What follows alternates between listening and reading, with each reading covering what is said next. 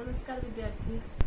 आज मैं क्षितिज भाग 2 के पाठ 10 गद्य विभाग का पाठ 1 पाठ 10 और गद्य विभाग का पाठ 1 स्वयं प्रकाश द्वारा रचित कहानी नेताजी का चश्मा पढ़ा रही हूँ। स्वयं प्रकाश का जन्म सन 1947 में इंदौर में हुआ था। मैकेनिकल इंजीनियरिंग की पढ़ाई करके एक औद्योगिक प्रतिष्ठान में नौकरी करने वाले स्वयं प्रकाश का बचपन नौकरी का बड़ा हिस्सा राजस्थान में बीता।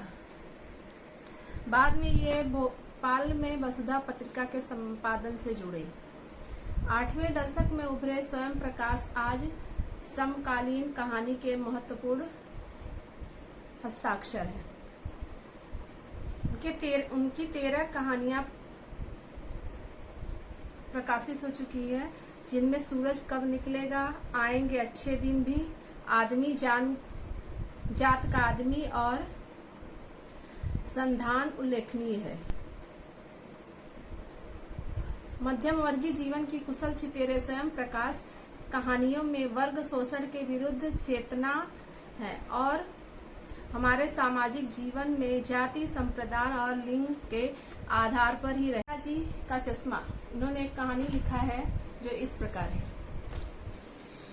नेताजी का चश्मा कहानी में एक अधिकारी होते हैं जो किसी कस्बे में निरीक्षण करने जाते हैं और वहां चौराहे पर एक नेताजी की मूर्ति बनी होती है। जिसके पास वह जाकर देखते हैं तो उस पर जो है संगमरमर की मूर्ति पर चश्मा लगा हुआ था, लेकिन संगमरमर का नहीं था। वह चश्मा अलग था। अलग मतलब कांच का चश्मा ऊपर से पहनाया हुआ था। उसे देखकर उनको आश्चर्य हुआ। फिर 2-3 दिन बाद जब वो गए तो देखे तो वो चश्मा बदल चुका था। तो उन्होंने जो है उनको मन में विचार आया कि शायद वो चश्मा जो है मूर्ति बनाने वाला भूल गया हो या फिर जो है कोई नौ सिखुआ बनाया हो, जिसमें कम खर्च में बनाया और ठीक से बना नहीं पाया हो, इसलिए ऊपर से चश्मा पहना दिया गया है। उनके मन में बहुत सारी शंकाएं थी, जिसे दूर करने के लिए वो वहां पर एक दुकानदार जो पान बेचता था उसके पास वो हमेशा पान खाते थे और पूछने चले गए।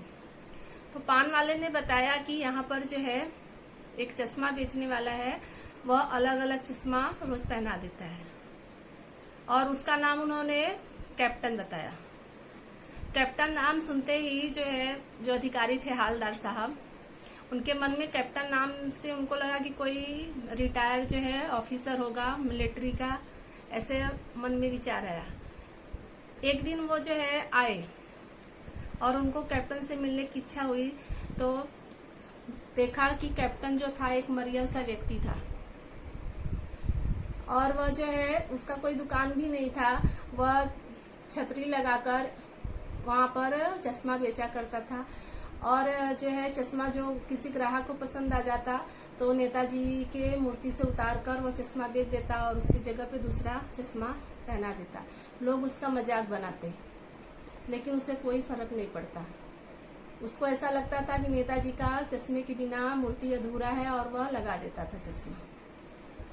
कई दिन इसी तरह बीत गए। एक दिन जब हालदार साहब आए उधर और देखे कि चश्मा नहीं था मूर्ति पर, तो उनको जो है बहुत आश्चर्य हुआ और पान वाले से जब पूछा तो पता चला कि चश्मा बेचने वाले की मृत्यु हो गई।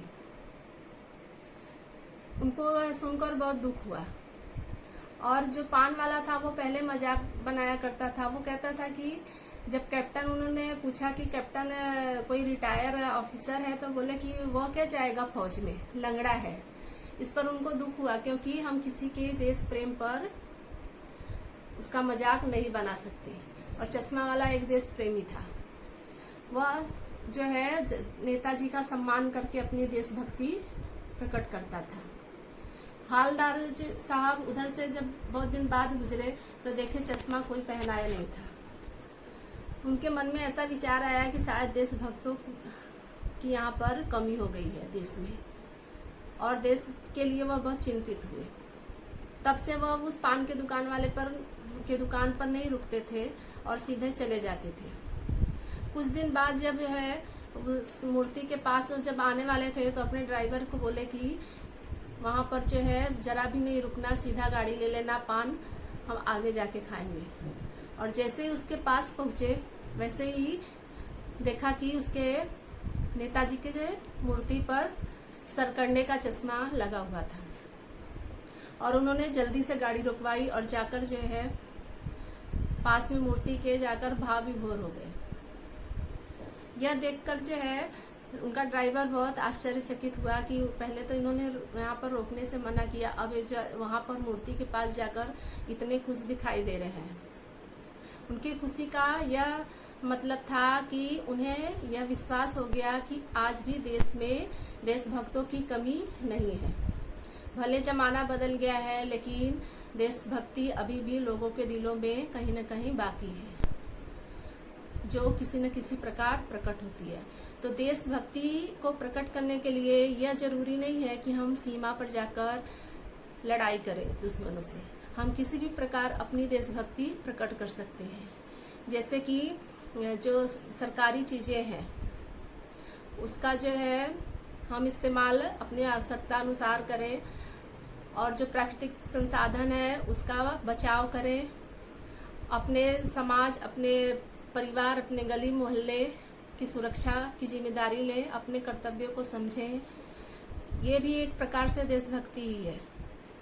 और इसके बाद जो है हर व्यक्ति अपना अपना किसी न किसी तरह से देश भावना प्रकट करता है, लेकिन अगर किसी के मन में देश के प्रति भक्ति भाव है तो जो उसके प्रति भाव नहीं रखते वो उन्हें उनका मजाक नहीं बनाना चाहिए और उनका सहयोग देना चाहिए। अगर सहयोग नहीं हो पाए तो कम से कम उनका मजाक तो नहीं ही बनाना चाहिए।